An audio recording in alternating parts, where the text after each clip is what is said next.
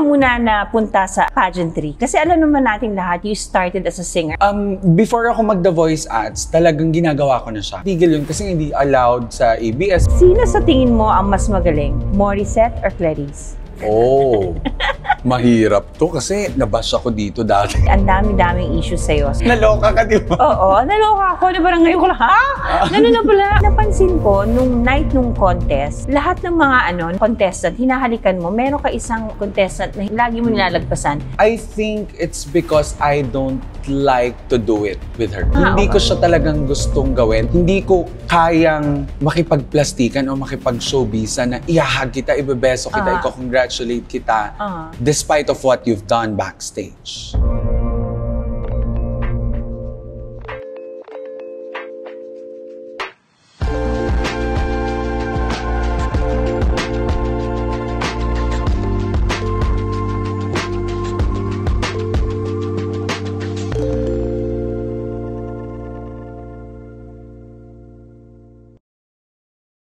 Ladies and gentlemen, welcome to my YouTube channel. Good AM mga kumare. Diyos ko, napaka-international ng guest natin ngayon. Hindi nyo akalain, ang guest ko po si Ariana De Grande. No, ladies and gentlemen, my good friend, Yuki Ito. Hello everyone! Thank you, Ads, for having me here. Ariana Grinder tayo. Ariana Grinder. Oh my God! The Witch, by the way, nung single ka way back, pinag-download ko siya kasi sabi ko sa kanya, Ads, try mo itong mga dating app. Kasi nga, syempre, single siya for the longest time, di ba? Bago 8 years. 8 years. So, kasi naman, nabobore. Alam mo yun, puro trabaho. Sabi ko, pakilig lang ng konti. Download ka ng Tinder. So, Tinder yung sinabi ko sa kanya na i-download niya. Ang dinownload ni Luka-Luka, Grindr. Mali yung bibig ko kasi, di ba? Kasi kami puro bakla. Yung love team niya, puro bakla kami magkakaibigan. Siya lang talaga yung girl sa group namin. So, download si bakla ng Grindr. Tapos, sabi niya, baby, bakit ganito? Hello, Josa. Hello, Reyna. Bakit po kayo? Welcome, Queen. Welcome, Queen. Bakit ganito? Pagkita niya, Grindr yung aking na mali, Tinder. Pero wala na. Hindi mo na yung kailangan. Taken na ako. Kamusta ka na, baby? Namiss kita. I'm so good at... And by the way, you're looking so good. Thank you so much. Like ko pinapanood ang TikTok mo, ang mga post mo sa FB, lahat na yata. Hindi man tayo madalas mag-usap, pero minsan nagte-textan tayo. Nakatutok ako sa'yo. By the way, ang dami-daming issues sa'yo. So, ang dami natin kailangan pag-usapan. Okay? Naloka ka, di ba? Oo, naloka ako. Na parang ngayon ko lang, ha? Pala? Okay. Una sa lahat, bakit ka muna napunta sa pageantry? Kasi alam naman nating lahat, you started as a singer. And by the way, may kwento ko sa inyo how I met him. Si Yuki, nung part pa siya ng The Voice, Sarah G team ka, di ba? Meron yung mga text votes, para yung talagang paramihan. So, idol ko si Yuki. So, bumili ako, hindi ko pa siya kilala noon na. Bumili ako ng madaming SIM card para lang maboto ko siya. So, one time, nakita ko siya sa isang bar. Nandun siya sa isang table. Sabi ko, oh my God, that's si Yuki. Oh my God. Lumapit ako sa kanya. Sabi ko, nahiya pa ako sa'yo. Sabi ko, Yuki, pwede ba akong magpa-picture sa'yo? Naloka siya. As in, tumambling talaga. Ganun talaga yung... Totoo ba to? Ay, kung Melendez to, gusto magpa-picture. Tapos from then on, ayun, hanggang ngayon kaibigan pa rin kami. Palitan na ng number, chikahan na, at ang dami nang naganap sa buhay na. Ang dami natin pareho. Correct. Yung ups and downs natin, magkasama tayo. And ngayon, bakit ka na sa pageantry na? Before ako mag-The Voice Ads, talagang ginagawa ko na siya. Nagpa-pageant na ako. Tapos natigil yun kasi hindi allowed sa ABS, may kontrata ako. Correct. And then after nun, nag-Viva ako. Hindi rin allowed kay Boss Vic. Ayaw niya as much as possible na matag ako as kontesera dahil syempre ang PR niya sa akin is singer. So syempre magkakaroon ng conflict of interest yung mga brands or mga kung sino man na gustong kumuha sa akin. But then again, nung nagka-pandemic, sabi ko parang hindi gusto kong eto yung way ko para mawala yung depression, anxiety na nangyari sa akin during the pandemic. So yun talaga yung decision ko na sabi ko dito ko malalabas yung femininity ko, may explore yung pagiging bakla ko. Diba, na nothing to hide. Saka yung pagiging yung experimental mo. Correct. Kilala kita na ang dami mong ideas in head na gusto mong i-execute. Nagagawa mo dito. Akalain mo, sino mo makakaisip national costume yun ang ginawa mo? Sabi ko, itong yuking mo talaga na nag-set ka ng trend, nag-viral ka. Bakit yun ang napili mo? Kasi siguro nakakalimutan ng mga Pilipino na tayo, simula pagkabata natin, mga anak nyo, mga lola nyo, and all. Dumaan doon, no? Diba, dumaan dumaan talaga sa kanila. Oo. 'Di ba? So I think part talaga sila ng kultura ng mga Pilipino. Tama And naman. gusto kong i-remind lahat ng tao na magaan lang naman yung buhay, wag nating pabigatin. Tama. 'Di ba? Mas maganda na sama-sama tayong kumain. Yun talaga yun parang sa isang lamesa, sama-sama tayo. Kahit ano pa yung ulam nyo, mapatuyo man yan, chicken Correct. man yan. Ang kailangan natin, maging masaya. Ang ganda. Ang ganda ng idea mo. Tsaka kung sino man yung team behind you. Correct. Siyempre, galing. salamat sa kanila. Oo. Na ayaw akong payagan. Ayaw nila nung una kasi sabi nila, comedy, wag ganyan, hindi nakaka-beauty queen. Sabi ko, no, I think dapat tong gawin. And siyempre, with the help of Silhouette. Alam mo naman yan, Diyos ko. Grabe, which is naging effective, Correct, di ba? yes. Does that mean, Yuki, na iiwan mo ng singing career? Pero lately, nagko-concert ka pa rin with siya Kat, yung di ba? first love ko eh. So, I will continue singing. Actually, I will continue to entertain people. Mapa-pageant man yan, mapa-singing man yan, or acting. Go lang ako. Yuki, sa mga hindi nakakaalam, yung sa contest na yan, kumikita ba kayo? Nung una, syempre hindi ka naman palalunin. Ang Oo. tawag nga sa'yo, clapper, parang ganyan. Lagi kang talo and all. Abono. So talagang gusto ko lang siya kasi nag-enjoy ako. Abono siya. Pero now na nabigyan tayo ng chance, na nananalo na tayo, nakikilala na tayo sa pageantry, kahit papano nakakapagtabi na ako. Talaga, totoo yan na. Yes, at Hindi ka nagastadero. pero syempre, hindi na ako mabili ng bags. Oo. Pero, sinishare ko naman siya with my team. Good. Correct. Oo, kasi kilala naman kita, ikaw, pag meron ka, hindi ka madamot na tao eh. Meron lang ako isang gusto itanong. Kasi napansin ko, nung night nung contest, lahat ng mga nung mga contestant, hinahalikan mo, meron ka isang contestant na hindi, lagi mo nilalagpasan. Is it because sinasadya mo or nagkataon lang? I think it's because I don't like to do it with her. Hindi ko siya talagang gustong gawin. At that very moment, hindi ko kayang makipagplastikan o makipag-showbiza na ihahag kita, ibebeso kita, i-congratulate kita despite of what you've done backstage. Pwede mo bang i-share kung may nangyari sa backstage? Yes. Ano pwedeng i-share? Pwede. Pinaalam ko nangyari? naman din sa organization. Ano ba nangyari? Paakyat ako ng stage, and then nasa likod ko siya, meron siyang pamahiin at sir. I mean, lahat naman tayo meron tayong pinaniniwalaan na ganyan, di ba? So, nagsabi siya ng asin, and yung asin is tumama sa akin. Okay. So, we all know naman na yung salt, ginagamit siya pang-alis ng malas, ng bad. Correct. Sa atin, dito sa Manila. Pero sa kanila pala, sa Mindanao or sa Visayas, ginagamit siya to attract swerte. Swerte and all. Okay. Which is, hindi ako aware. I'm not Okay. aware of that. Dahil, syempre, dito ako lumaki sa Luzon eh.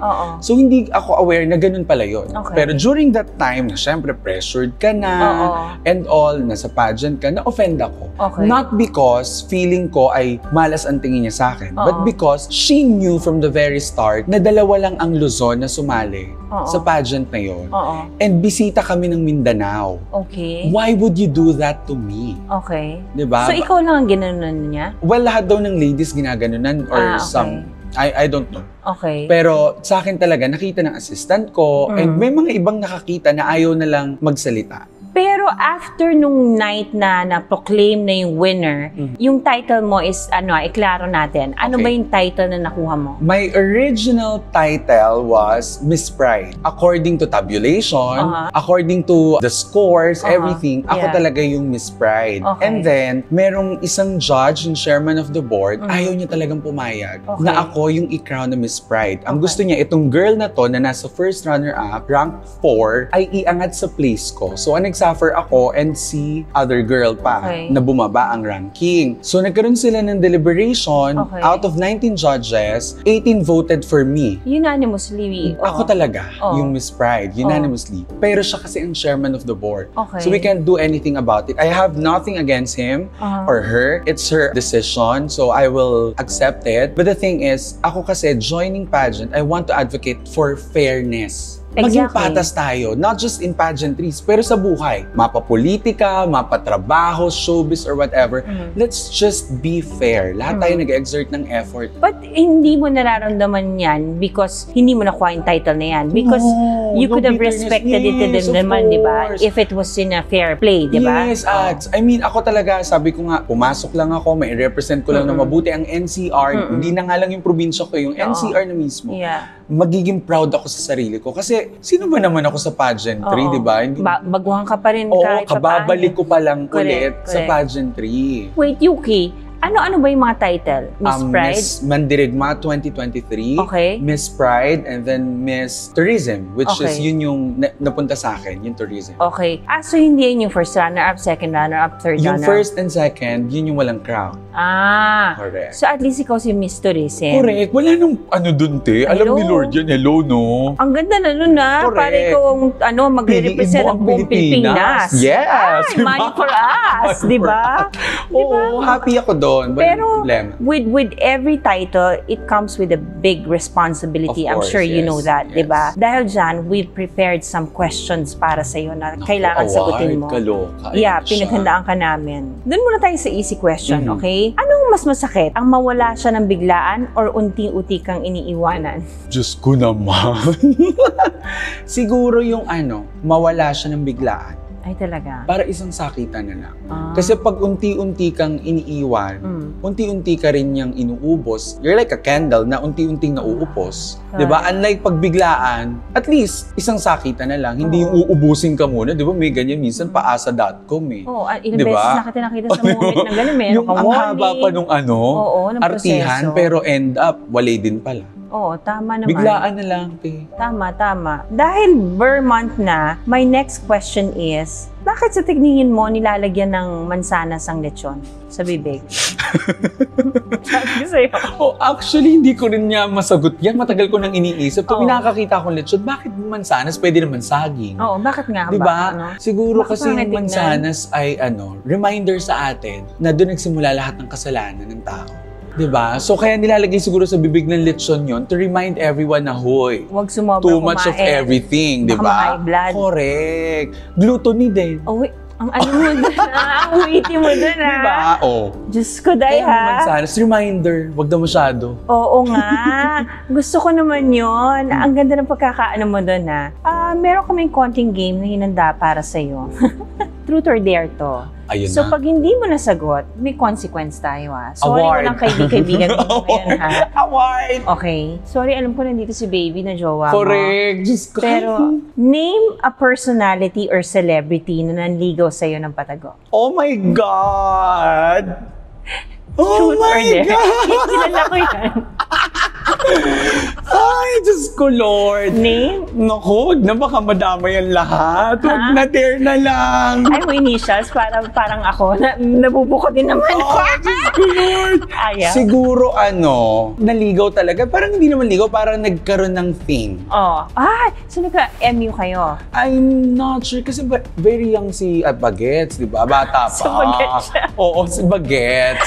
Okay. Oo, so I-name mo ayaw. pwede naman magbigay tayo ng ng clue. Clue? Oo. Magko-consequence ka pa kasi hindi mo Oo siya nga. O sige na nga, basta make Consequence sure na na lang ang EDSA po, laging maayos ang espalto. Di ba? Para hindi bako-bako ang mga masabi ko. Accepted din. Accepted naman yung consequence. Consequence na lang. Ayoko Okay. talaga. Consequence. Reveal the last photo you took on your mobile device. Naku po, Lord. Diyos Mag-edit, ko, Lord. patingin. O, Ako titingin. Screenshot eh. Oh Pwede my ba God. yun? Oo. Ano to? Screenshot nung Oo. Cheap.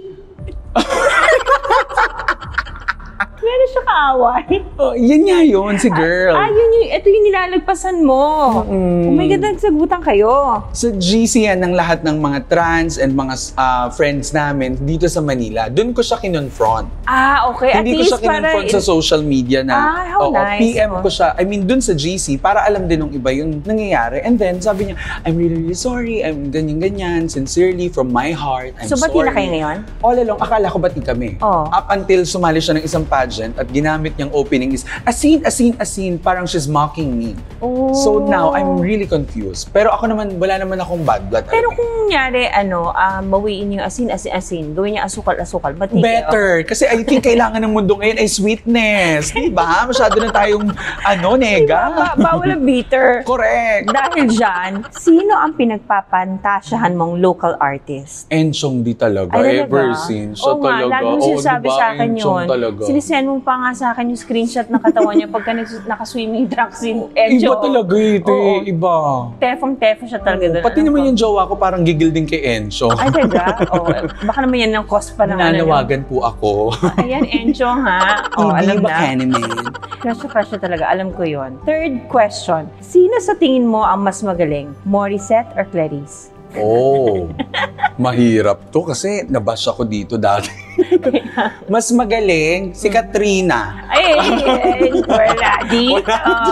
Huwag kang kasi pareho mo sila ka-team, di ba? Pareho ko silang ka-team. And then, naging close talaga kami ni Klang, ni Clarice. Tapos si Morissette, medyo nagkaroon kami ng mga issues before. Pero I think when it comes to techniques and all, it's Morissette. Talaga? Magaling. Give natin talaga kay ate girl yun.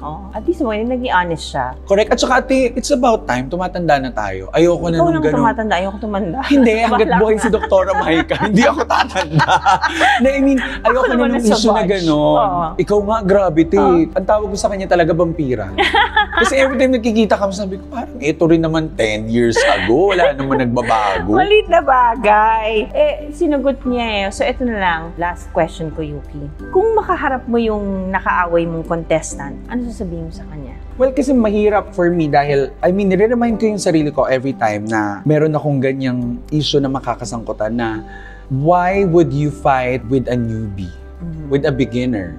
Ang dapat mong gawin ay turuan mo sila, tulungan mo sila, and iayos mo kung ano yung mali sa kanila. So yun lang naman yung gusto ko. I'm being bashed for being who I am, for being true, for being vocal. Pero hindi ko kasi kaya talaga magpaka-plastic ever since. Pero willing ka ba na makipag-usap sa kanya? Of course, why not? Willing ka ba na bilang galing na rin sa iyong bibig na newbie siya at ikaw as mas nakakaintindi, willing ka na ayusin pa ito? Yes, of course. Kasi she has a very, very long way to go. She's very beautiful. I just hate those people who's trying to compare me with her.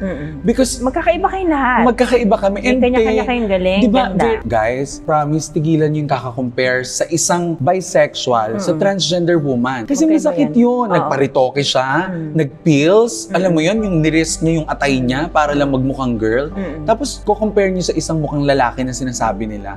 Di ba nakakasakit yun ng damdamin ng iba? Correct. So, please, stop it. Tsaka Miss Tourism ka, dapat you promote peace. Correct. Pagiging friendly, dapat ano ka lang, di ba? Yan ang isa sa mga responsibility mo, yung hindi nakikipag-away, wala yung negativity. So, it's really nice of you na you will go out of your way kapag siya ang lumapit sa'yo. Actually, ako yung nag-message sa kanya prior her pageant. Yeah, I said, I think we need to talk. Yun yung exact message ko sa kanya. But for now, I want you to focus on your pageant. Good luck. Yuki, alam naman natin that behind that wig is you are bald now. And there's a reason behind it. Because your dad's sick. Yes. Bakit mo ba talaga ginawa na nagpa-kalbo ka? Nung mga first month na nalalaman namin na si dad merong stage 4 cancer, lung cancer. Siyempre, ang initial reaction mo parang, ano na to? Stage 4 na to. Parang, Lord, kayo na po yung bahala. So, tinry namin lahat ng pwede namin gawin, chemo and all. And then, unti-unti nalalagas yung hair niya eh. Diba? So, parang nakikita ko yung depression and anxiety na dinudulot sa kanya na wala siyang buhok. And nakikita niya kami lahat na ang lagu-lago ng buhok namin. So, parang it's really hard for him to see us na ganon. So, for me, to show my support and love sa kanya. At dun sa mga ibang tao na yun yung dinadanas, diba? Nagpabald talaga ako. Kahit alam mo naman dati ang haba ng buhok ko and all. Tsaka healthy. Yes, talagang nagpabald ako para ma-feel niya na buhok lang yan eh. Diba? Ang mahalaga, buhay ka. Ang mahalaga, lumalaban ka. Diba? Up until to this very moment na few days ago, parang sinabi sa amin ng doctor na wala na talaga. Hindi na kaya ng chemo, hindi na niya kayang lumaban. And even my dad is about to say na talagang he's tired. Ang iniisip na lang niya si Mami eh. Kung kaya ba ni Mami na wala siya, kaya ba ni Andy. Kung may isa kang bagay na gustong sabihin sa papa mo ngayon, ano yung gusto mong sabihin sa kanya? Diyos ko, Lord. Well, I just want to thank him for everything. Kasi hindi naman siya yung biological dad ko eh. Pero diba? siya yung tumayo. Siya yung tumayong tatay ko. So, I'm really, really thankful. Kasi yung matagal kong hinanap na pakiramdam ng may magulang, may tatay, na ibigay niya. And nabigyan pa niya ako ng kapatid, si Andy. Si Andy, Diba? Na talagang maaalala ko yun habang buhay ko. Yung lahat ng sacrifices niya, not just for me, but for my mom and my sister. Kaya, thank you, Dad. And know that kahit anong mangyari, I will protect and love Mommy and Andy. Kumbaga, you're taking the responsibility for him. Sa lahat na nakukuha mong success ngayon, ano yung pinaka-sweetest victory mo? Yung pagkapanalo mo ba? O yung pagiging singer mo pa rin? O yung pagiging anak mo? Kasi mabuti kang anak eh. Lahat nga ng yung kinikita mo, di ba? Pinapadala mo sa mommy at kapatid mo. Very generous ka eh. Kaya siguro binibless ka rin ng Panginoon. And I think this is your harvest year. Naniniwala ako doon dahil nagbalik loob ka sa Panginoon. Correct. Napaproud ako sa iyo sa aspetong yun dahil talagang hindi ko akalain sa lahat ng mga kaibigan ko na ikaw yung matututong magbasa ng Bible dahil dati, di ba, kinukulit kita. Correct. Ikaw tong si Pastora Aiko. Hindi kasi umaga pa lang, sisimulan na niya yung araw namin sa GC. May GC kasi kami magkakaibigan.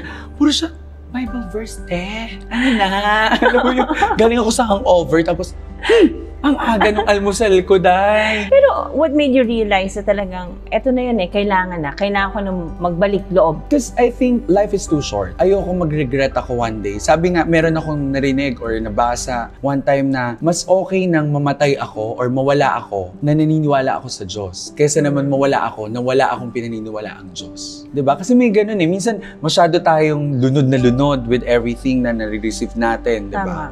Blessings sa atin. Pero nakakalimutan na natin pasalamatan kung sino ba yung nag-provide ng blessings na yun. Tama. Ikaw ba? Sarili mo? No, you can't do it alone. Yeah. Kung may isa kang dasal para kay Lord, ano yun? Siguro, God, bigyan mo pa ako ng strength na makapag-inspire ng maraming tao. And sana wag mong alisin sa akin yung goal na dapat laging ikaw yung nasa taas, ikaw yung nauuna. Ikaw you shine for Jesus. Diba? Bago yung sarili ko. Parang bonus na lang yun, Lahat crown, yung mga victory na yan, bonus na lang yan Siya talaga yung totoong victory. Totoo. Diba? Nasa kanya yung totoong corona. We will end this, Yuki, since singer ka naman. Kung ngayon sa estado ng buhay mo, meron kang song na that will describe your life, anong song yun and pwedeng pakikanta? They can say anything they want to say, try to bring me down, but I will not allow anyone to succeed, hanging clouds over me, 'cause there's a light in me that shines brightly, yeah, they can try, but they can't take that away from me. Naiyak naman ako. Para ako stage ate, no? Di ba ako yan? Ganyan siya ever since. Kasi idol ko talaga siya. At saka, hindi. Kasi nakita ko siya talaga, yung struggles niya. Bilang kaibigan, syempre nakaka-proud bilang ate na meron na akong beauty queen na kapatid. Di ba? Na may title. Happy ako sa Yuki. You deserve all the blessings of the Lord because you've given up your life for Jesus. You are here to shine for Jesus. No one is above Him. And the mere fact na inaccept mo sa sarili mo na you are not there to outshine anyone, so admirable. Kaya congratulations, Miss Tourism. Ano mang title yan, sa puso ko, ikaw ang panalo. I love you. Congratulations, Yuki. Thank you. Ayoko ito sanang basagin Hideyuki. Oy, pero bago tayo mag-invite ko na rin sila. At ikaw din, sa opening ng aming bar dito sa Quezon City. Ang Crib. Malapit na po. Samahan nyo kami on September 22 po, ang aming soft opening. And September 23 naman yung grand opening. At yung social media accounts po ni Yuki nandito. Please follow Yuki at Gig.